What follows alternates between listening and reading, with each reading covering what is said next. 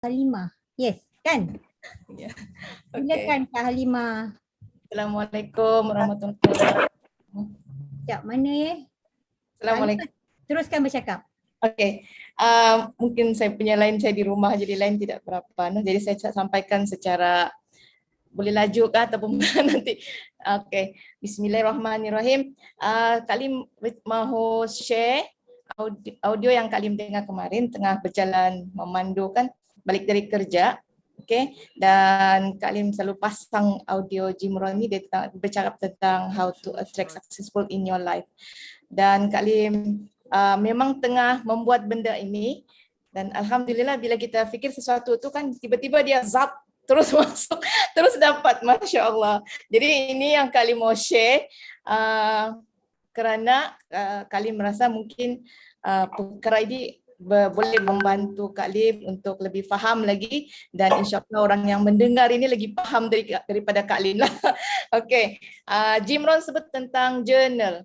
Okay, journal. Benda ni kan Kak Lim memang suka menulis, tapi menulis kalau orang kami sana di Sabah sebutkan selera-laranya menulis.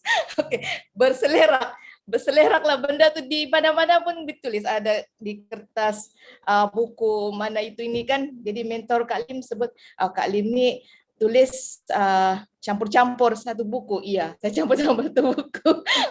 Jadi bila kemarin kan Kak Lim dengar, oh begini pula rupanya kita menulis journal. Sebab alhamdulillah, Masya Allah, tabarakallah, setiap dari kita ni journey dia berbeza-beza dan kita nanti insya Allah kita akan jadi something lah, something yang akan orang jadikan satu guidance ataupun yang boleh kita orang rujuk lah, orang di bawah kita apa ataupun siapa-siapa saja kan. Sebab kita telah melalui kehidupan masing-masing untuk berjaya itu berbeza-beza. So we are one of the history. So one thing yang for sure lah, kalau orang mahu history kita mesti ada evidence kan, dan evidence itu melalui journal, penulisan. Kalau ada yang buat secara YouTube kah, yang dia ada blog kah tu, itu lagi okey lah. Okay, tapi Kak Lim ni memang old fashion sedikit lah. Jadi Kak Lim ada beli banyak buku dan Jim Rohn sebut dalam dia punya talks itu, yang pertama yang berkaitan dengan journal ialah bila kita beli buku itu kan ataupun journal itu, kita kena feel dia, kita kena sentuh dia. Kalau kita pegang mungkin bolehkah dicium, kalau mau dicium buku tu cium lah. Okey, yang penting kita rasa selesa. Sama ada buku tu saiznya besar kah kecil kah, yang penting dia kata yang sangat penting kata Jim Rohn ialah you can go with it anyway we can go with the book. Jadi kalau rasa kita beli buku yang besar kan, saya nampak hari itu maksud dia tayang, saya macam teruja sangat tengok buku jurnal Jim Rohn yang kulit. Dia beli kulit kan, dia ada dalam dia punya talks dia sebut kulit. Dia beli buku yang akhir itu yang paling mahal lah. Okay? $42 disebut. Jadi buku itu kan yang boleh masuk dalam kita punya briefcase ataupun kalau kami perempuan ni kan dalam kita punya handbag lah, atau apa-apalah. Lelaki kan selalu bawa apa selalu sekarang ni? Saya tidak tahu apa sekarang jenama beg yang terbaru. Jadi kalau Kak Lim bawa ke pejabat, Kak Lim pakai tu laptop punya bag tu kan pergi office kan, jadi bawa laptop. Jadi kalau boleh masuk buku jurnal tu ke dalam, itu lagi baik. So meaning jurnal itu sangat bermakna bagi kita sebab kita akan automatic bila something yang terbuka yang melintaskan di depan kita, kita boleh terus tulis ataupun kita tulis di mana-mana lah, di telefon terpulang lah. Yang penting kita terus tulis ya. Jadi itu kegunaannya. Okey, kemudian ada sudah orang mengira yang 42 kali RM5.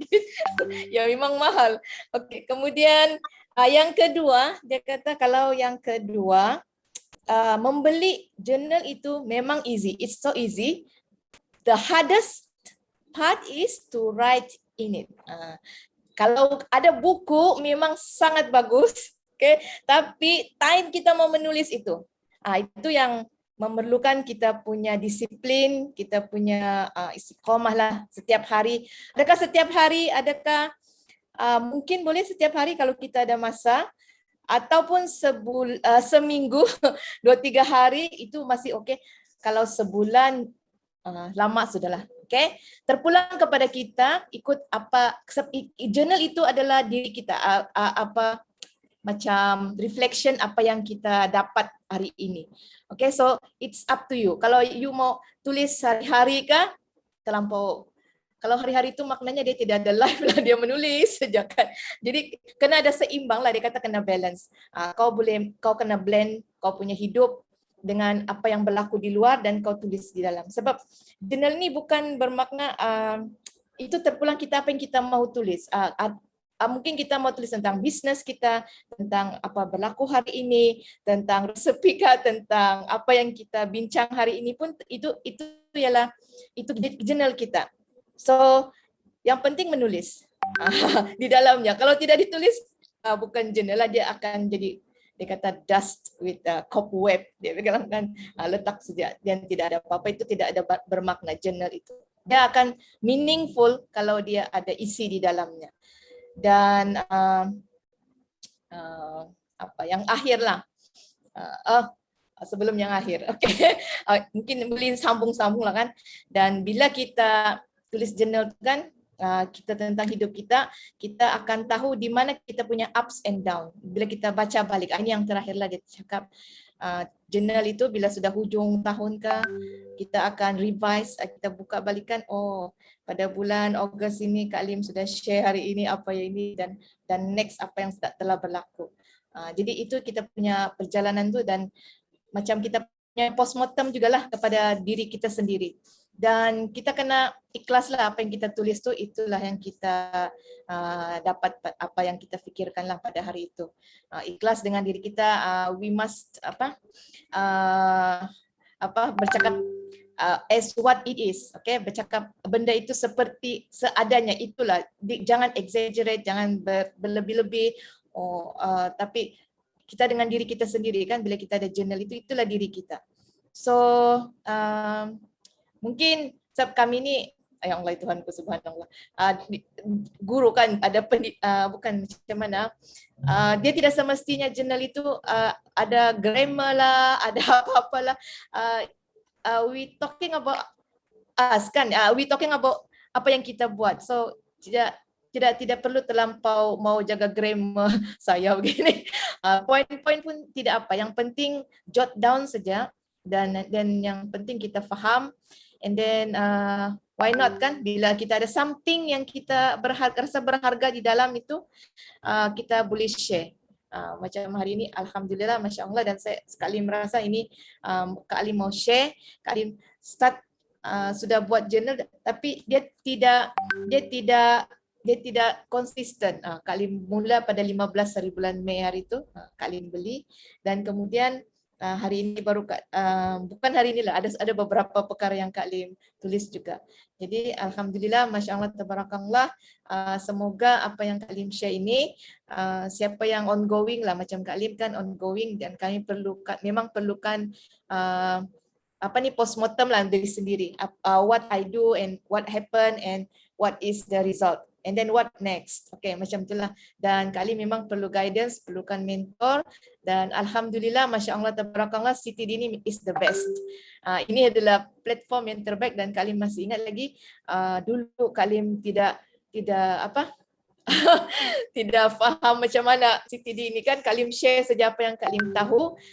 Rupanya bila kita share apa yang kita tahu, insya-Allah orang yang mendengar itu dia akan lebih faham dan lebih tahu lagi apa maksud Kak Lim. Okey, begitu saja. Alhamdulillah. Assalamualaikum warahmatullahi wabarakatuh. Bye. Good sharing. Okey, saya relatekan journal ni macam diary. Sama zaman saya dulu. Saya dulu masa sekolah, kita orang rajin buat diary. Saya rajin tulis diary. Mungkin journal tu kalau bahasa cerdik sikit dia journal lah. Tapi kalau dulu-dulu kita panggil the diary.